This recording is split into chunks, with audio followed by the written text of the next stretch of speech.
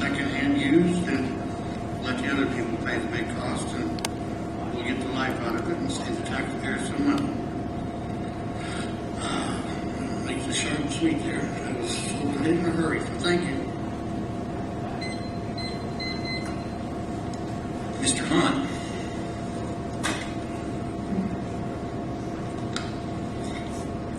I graduated from high school and received a scholarship to play football at Worcester University. I have a BA degree from Worcester University. I have 30 years of professional law enforcement experience. I have over 1,500 additional law enforcement training hours, consisting of numerous police management classes, including crisis management.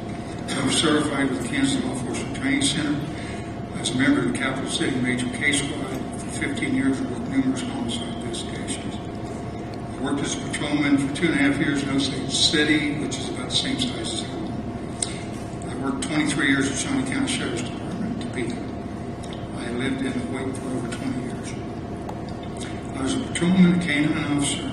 I was a warrants and fusing investigator, where I did governor's warrants, protected custody orders, and extraditions.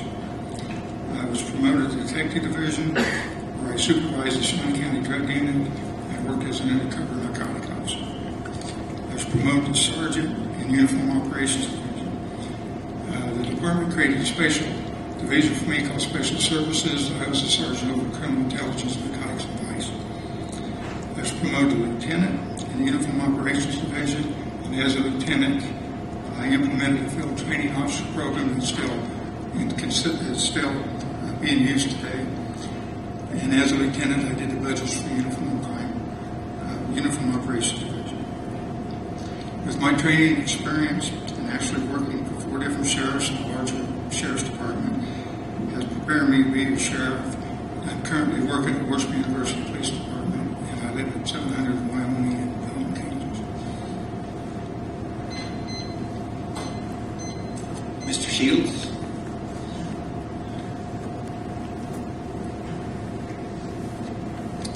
Good evening, folks. I'm glad that everybody came in and braved this important need. I'm Corey Shields, and I'm running for Jackson County Sheriff in the Republican Party. I'm going to talk a little bit about my career and my education. Graduated from Holton High School back in '83. Didn't really think I was going to get into law enforcement when we first got out of high school, because we still got the honorary streak in you, so you really don't want to go ahead and let anybody know bad things about you. I worked several jobs, and then I got employed through the Holton Police Department in '89 and started as a dispatch there, and I worked my way up to a patrol officer. And for 2 years, I worked on the street. They had to do some stuff where it was hard to get into Kelly TC, so they had to go ahead and give me exemptions for a couple of years. So I got in '93, and I've been through the Kansas Law Enforcement Academy at that time. I'm still current on my training on all everything. I do a lot of training for what the agencies that I do work for now. I'm taking that on to heart. I've learned to do a lot of stuff with a lot of work with minimal amounts of money. You got to be creative this day and age, and I think that's really important. That especially right now, the way the budget is and the way that the nation's financial woes are. So I think that with what experiences and stuff that I can bring into the table, I'm not going to go in. I can go in and list everything I wanted to list, but I'd be taking more than 2 minutes. So I just would, like I said, I want to go ahead and kind of give everybody a quick rundown of me. Anytime you guys have any questions, feel free to ask me anything. That's pretty much it. Sheriff Morris.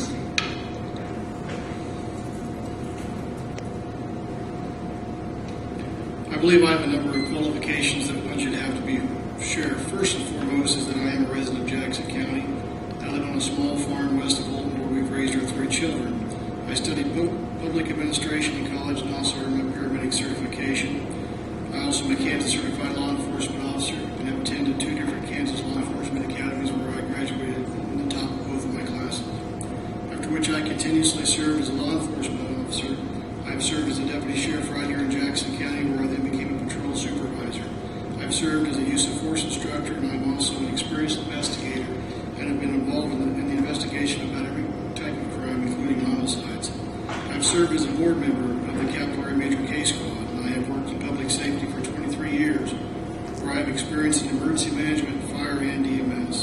I've served as a chief of police and was appointed sheriff of Jackson County after being referred by judges, prosecutors, sheriffs, and chiefs of police. In addition, I have experience in leading people, and I am also versed in modern-day employment law and how to manage not only people, but also budgets. I am now overseeing what will be my 7th balanced budget as a law enforcement administrator. My biggest piece of experience is having had the honor and the privilege of serving you as your sheriff, where I have not wasted 1 minute in making this the most efficient, well-trained, and productive agency as possible. I've had the successful experience of managing the sheriff's office, the jail, and the 911 center. And after taking office, there were many big decisions that had to be made in moving the office forward and reducing expenses, reducing crime, and more recently, stabilizing the financial status of our jail. We've been very successful in accomplishing these tasks, but more importantly, the sheriff must have a vision and a plan for this county.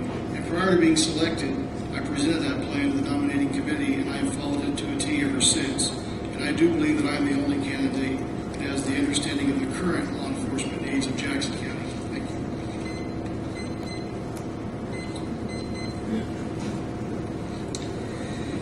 What, if any, changes would you propose to the current budget or staff, including officers, administrative, jail, or other support staff?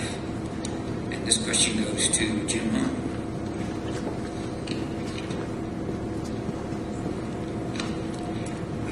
First, let me say this. I'll provide a quality service, a professional law enforcement team in place, and do it with the money that the county provides. It will take time to evaluate manpower and personnel issues to determine what's the most efficient and effective way to operate the department. So I will, for now, keep the current staff, deputies, dispatchers, jailers, administrative staff, and other support staff. People really don't have to worry about losing their job. If you're a good policeman, don't worry about money. If you're not a good policeman, you need to worry about money. I've been looking at a number of candidates for undersheriff position. The undersheriff position is really a unique position. He's not on the ballot.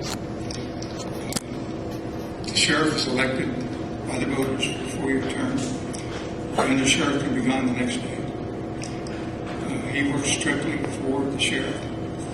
Now, my ideal undersheriff would have a college degree, be grant certified, have a background in law enforcement and a background in corrections, because he'll probably oversee my jail.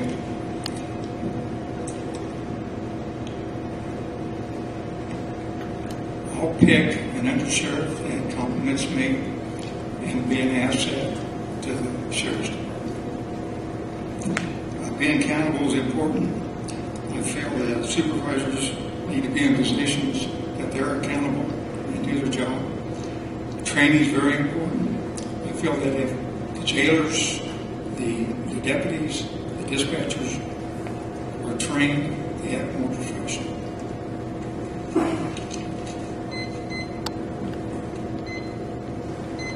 Mr. Shields.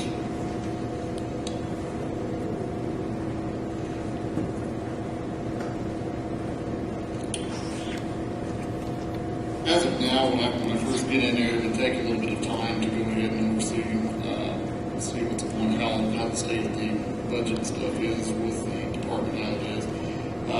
The personnel and most of the administrative support staff, I'm more than happy to keep them there as long as they can. I don't want them to feel like they would have to be pushed out. I don't have a list of people that I want to put in for this time.